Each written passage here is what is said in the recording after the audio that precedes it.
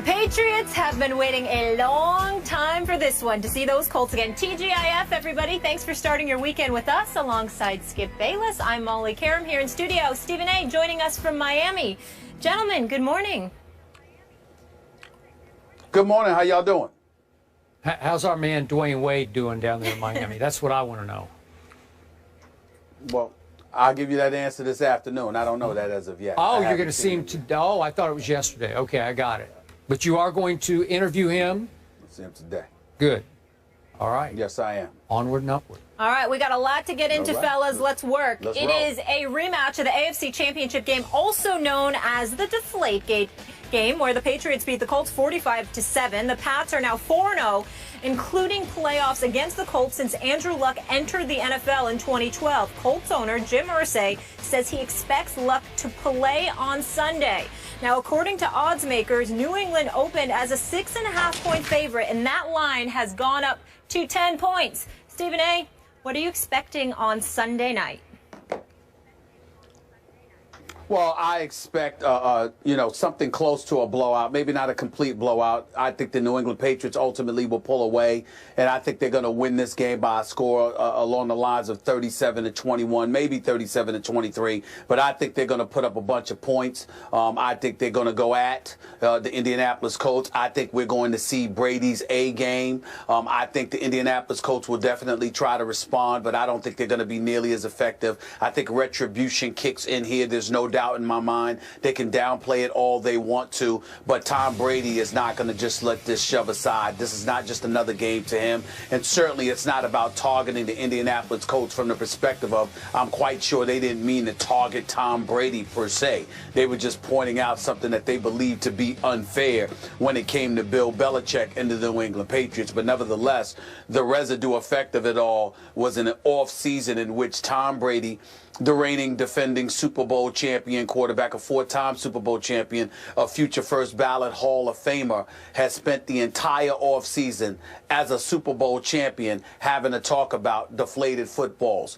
Barely anybody has been really focused on the fact that this guy is walking around as the champion. Instead, he's walking around as the guy who was suspended for 4 games by Roger Goodell in the National Football League, ultimately appealed that suspension, got it essentially overturned by a federal judge. That's the Tom Brady that we've been talking about for far too long, since that game in February, as opposed to the reigning defending Super Bowl champion that he is. I think that has annoyed him.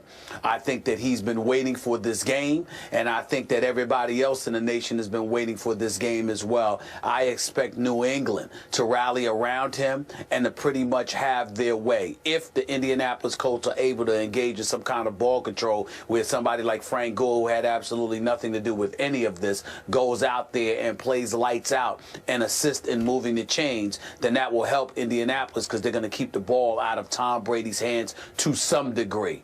But it won't be something that can happen throughout the game. I think Tom Brady touches the football just as much as he needs to, and I think New England pulls away somewhere along the lines, like I said, 37-21 and 37-23. But it'll be by at least 14 points. Either 21 or 23. That's interesting. So you think the Colts might have a little better game than you think they might actually get from 21 up to 23? Okay. Yeah, maybe. Right, maybe. Give or take 2 points, but that's about it. They're losing by at least 14 points. Okay. The case you're making is for stronger than 14 points. So I must tell you, I'm very surprised by your score. You're making a 48-14 kind of case for Tom Brady and company for all the reasons we all know. Is that fair to say? No, I don't look at it that way, because I think about a guy like a Frank Gore.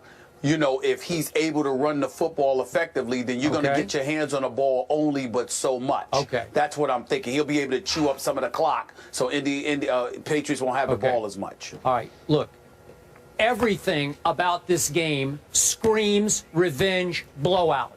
Everything about it. I can make no case for the Colts right now.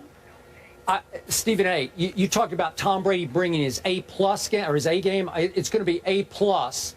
And I'm told by people close to him he is out of his mind for this game. Like this is it for him. This is Super Bowl-esque for Tom Brady, because clearly he wants to take it out. He wants to deflate the Indianapolis Colts just the way he's tried to deflate every team on this schedule. And you know and I know, if the Patriots quickly get the upper hand, there will be no taking foot off gas in this game. If they can score 60, they will try to score 60. And by the way, I want to make this clear to everybody. I hope they score 60. I want to see 60-0. That would make me happy. Happier than maybe even a Cowboy victory. That would make 60-0. That's what I want to see when we get back in here on Monday morning. I want to talk about 60-0. But I don't think I'm going to be talking about 60-0. This is the classic syndrome. I mentioned this earlier this week of everybody says. I have heard nobody make any case for the home team. This isn't in Foxborough now. This is the home team that, I remind you, just 1 year ago on Sunday night, or approximately 1 year ago, was a 3.5-point favorite over the same New England Patriots. 3.5-point favorite, and all of a sudden it's, what are we up to now, 10? 10. Okay, now they're 10-point underdogs. So we've had a 13.5-point swing, and yet the Colts went for the throat in the offseason. They broke their golden rule, and they went for older players. They signed an Andre Johnson, and you mentioned a Frank Gore, who, by the way, at Houston the other night started to sort of get it. They started to fit in, feel like they're in rhythm of the offense, and they both had big contributions in the victory over the Texans, albeit with Matt Hasselbeck at quarterback instead of Andrew Luck. But, Stephen A., what a great spot this is for Andrew Luckless, who's been absolutely luckless against Tom Brady. He's lost 4 games to Tom Brady by an average score of 48-17. Are you kidding me? The Andrew Luck, first ballot Hall of Famer, has lost 4 times by an average score, blowout score of 48-17. So all of a sudden, he's got a bum shoulder. They say it's not as bad as we thought. It's not, in need of surgery.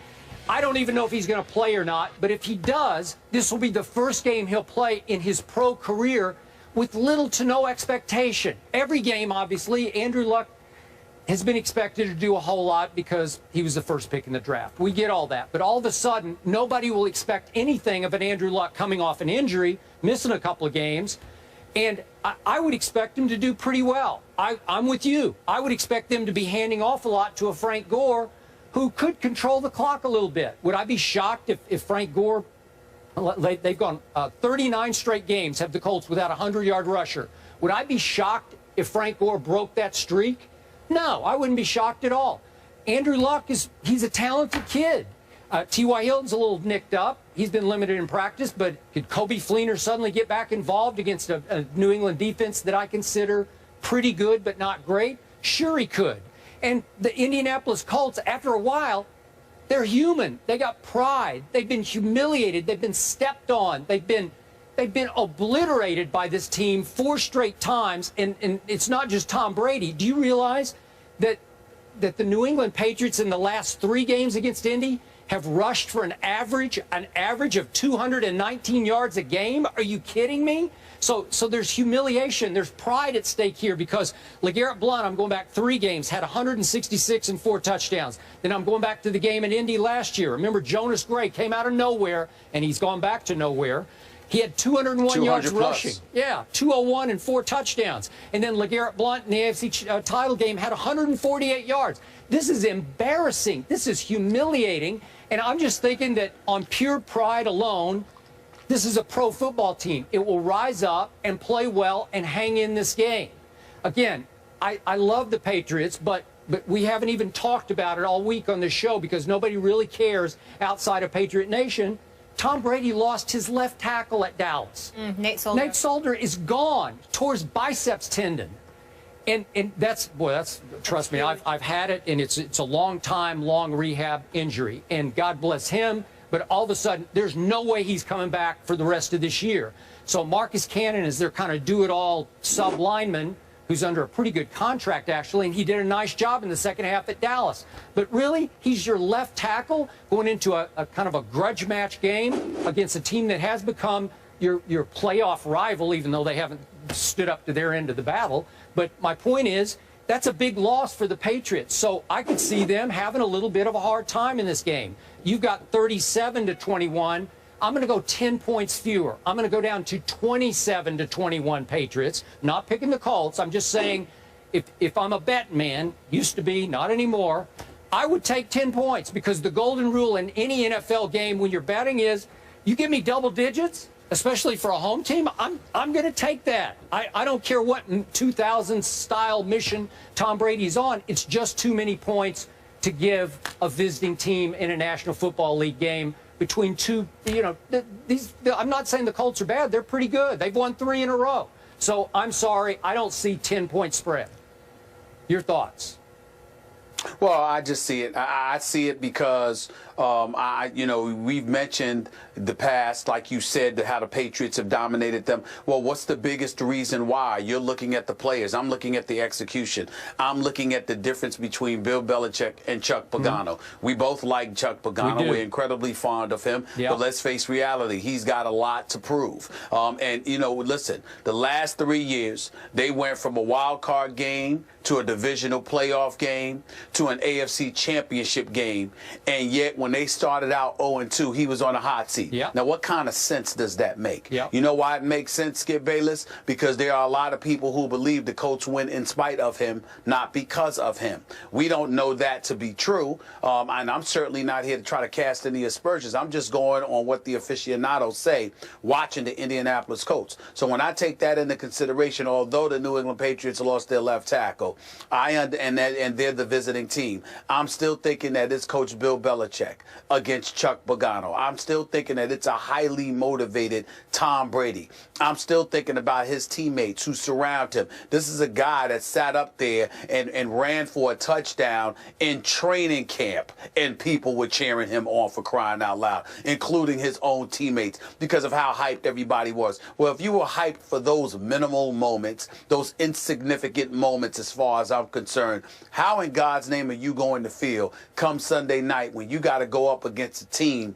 deemed responsible for instigating this whole Deflategate mess, which has now spanned 10 months and counting? That's the way that I look at it. And I think that in a game of this magnitude, nationally televised, no doubt, against these guys on their home turf, I think it's going to be reminiscent of what New England did against Buffalo those first 3 quarters in Buffalo before they made a comeback. Except in the case of the Indianapolis Colts, there will be no comeback. I think the Patriots are going to win running away with this game. Okay, I hear what you're saying, but I'm going to stand by the everybody says syndrome. When everybody says what you're saying, everybody is saying that. On every show I've turned on, everybody's written this. It's a done deal. It's a wipeout, revenge wipeout. When everybody says it, the opposite almost always happens. So I think it'll be a close game for 3.5 quarters. And again, this is the truth. I'm hoping Andrew Luck plays, because I think, obviously rooting for the Patriots, I would be a little more fearful of Matt Hasselbeck right now in a game of this magnitude, because I think Matt Hasselbeck ridiculous. No, he would game manage this one. He would scare me, because he would go dinks and dunks, lots of handoffs, lots of ball control. He would probably keep them. Look, Andrew Luckless against the Patriots, 6 touchdowns to 10 interceptions. He just makes a lot of mistakes. Maybe this game, with no pressure, no expectation, maybe he'll play big time. But to me, I would fear Hasselbeck right now, because he's won 2 straight games, over an Andrew Luck, who's, by the way, of qualifying quarterbacks, in my favorite stat, QBR, he's dead last right now. That's how bad his year has been to date. Well, I got you. Okay, we'll find out. Yes, all eyes will certainly be on Tom Brady. As you mentioned, Nate Solder will not be there, the left tackle. Dion Lewis was limited in practice with an abdominal injury. He's been a bright spot so far in that Pats offense. And he was on the Colts for about a week last year before they picked him up. So he's sort of going back to his old team. So speaking of